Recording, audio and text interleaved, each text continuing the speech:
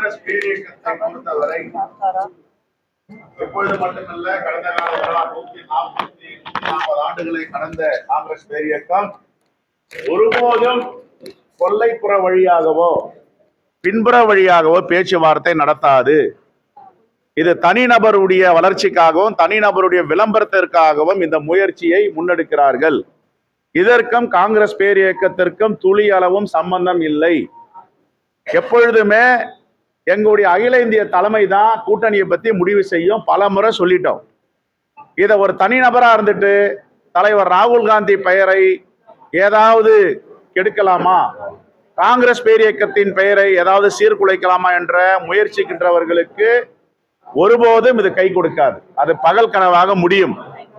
என்னை பொறுத்தவரை காங்கிரஸ் பேரியக்கம் தெளிவாக இருக்கிறது. இந்தியா கூட்டணியோட கூட்டணி பலமாக இருக்கிறது. எஃகு கோட்டை போல் இருக்கிறது. இதை யாரும் பிரிக்க முடியாது.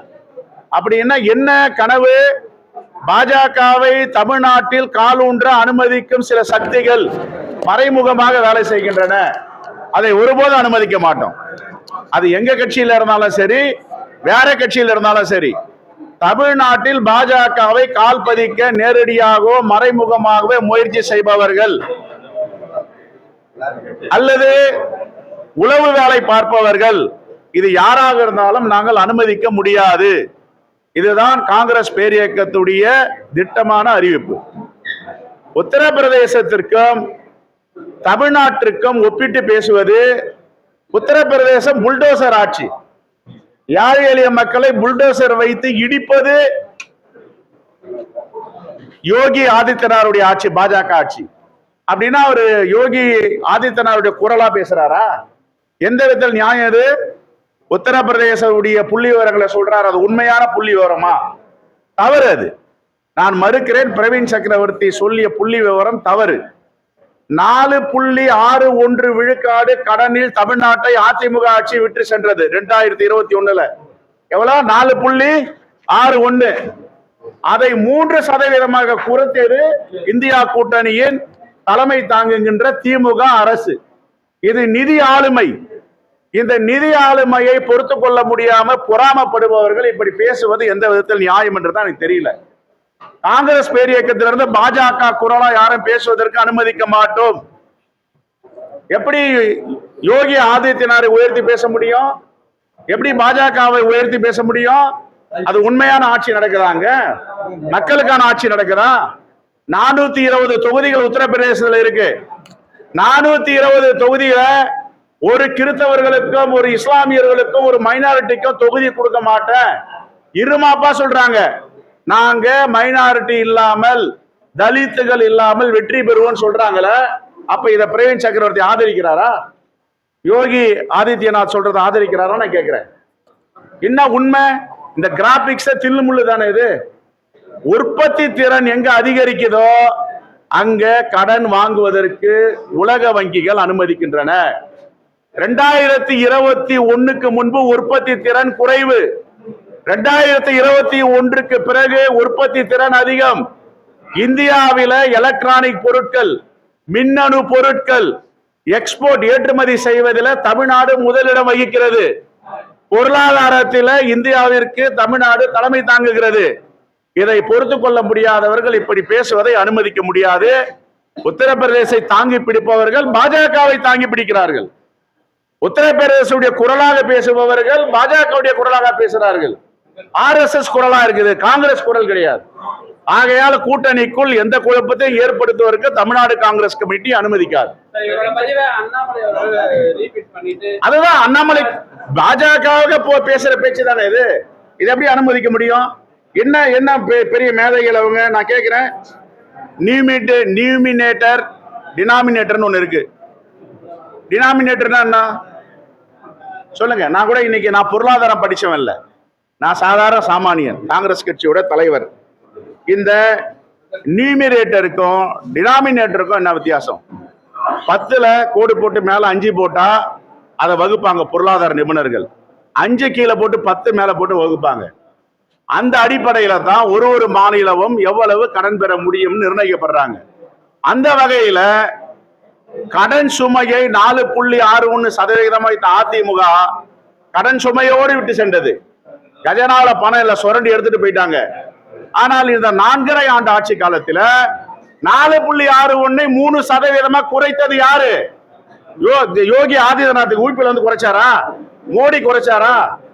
இல்ல இப்ப சொல்ற பிரவீன் சக்கரவர்த்தி குறைச்சிருக்காரு? அப்படி கிடையாது. உண்மையா நான் காங்கிரஸ்காரன் உண்மையை தான் பேசுவேன். காங்கிரஸ்காரர்கள் ஒருபோதும் பாஜகவை தூக்கி பிடிக்க மாட்டார்கள், RSS தூக்கி பிடிக்க மாட்டார்கள், உத்தரப்பிரதேச ஆட்சியை இது சரி அப்படின்னு நியாயப்படுத்த மாட்டார்கள். உத்தரப்பிரதேசத்துல யார் அங்க ஜங்கல் ஆட்சி நடக்குது, காட்டு ராஜ்யம் நடக்குது, அங்க அதை போய் ஜஸ்டிஃபை பண்றாங்கன்னா எப்படி ஒரு காங்கிரஸ்காரரா இருக்க முடியும்? இதை எப்படி பொறுத்துக் கொள்ள முடியும்?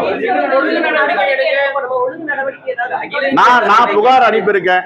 நான் எங்களுடைய அகில இந்திய காங்கிரஸ் கமிட்டி தலைவருக்கு என்ன நடந்துட்டு இருக்கு, தலைவர் ராகுல் காந்தி பெயரை யாரும் தவறாக பயன்படுத்தினால் தமிழ்நாடு காங்கிரஸ் கமிட்டி அனுமதிக்காது. அரசியல் புரசலாகவோ நேரடியாகவோ எதற்காக அவருடைய பெயரை பயன்படுத்த வேண்டும்?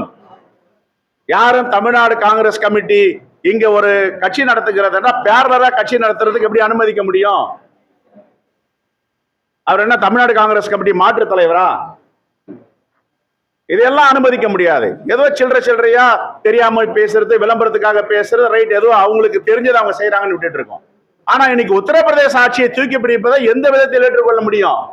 தமிழ்நாட்டில் யாராவது ஒரு காங்கிரஸ்காரன் உத்தரப்பிரதேச ஆட்சி தமிழ்நாட்டோட மேன்மையான ஆட்சியை ஏற்றுக்கொள்வார்களா? நான் கேட்கிறேன் இந்த அறிவி ஜீவிகளை, உத்தரப்பிரதேசல என்ன ஆட்சி நடக்குதாங்க? காட்டு தர்பார் நடக்குதாங்க. கேள்வி கேட்க முடியுமாங்க? கேள்வி கேட்டால் சிறை, என்கவுண்டர், புல்டோசர் வரும் நேரா வீட்டுக்கு. அந்த ஆட்சியை போய் தமிழ்நாட்டோட உயர்ந்த ஆட்சின்னு எப்படி சொல்ல முடியும்? கிராபிக்ஸ் போடுறாங்களே, கிராபிக்ஸ் தப்பு தானே.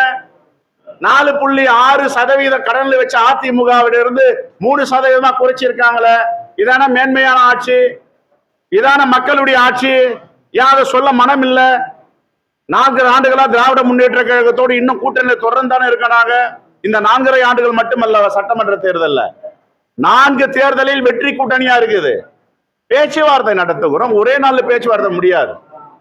எங்களுடைய கருத்தை நாங்க சொல்லுவோம், அவங்களுடைய கருத்தை அவங்க சொல்லுவாங்க, சுமூகமா பேசி தீர்த்து கொள்வார்கள். எப்பவுமே அகில இந்திய காங்கிரஸ் கமிட்டி தான் முடிவு செய்ய. ஒரு ஸ்பெகுலேஷன், இங்க போறாங்க அங்க போறாங்க, அது காங்கிரஸ் உடைய பாரம்பரியம் இல்லை.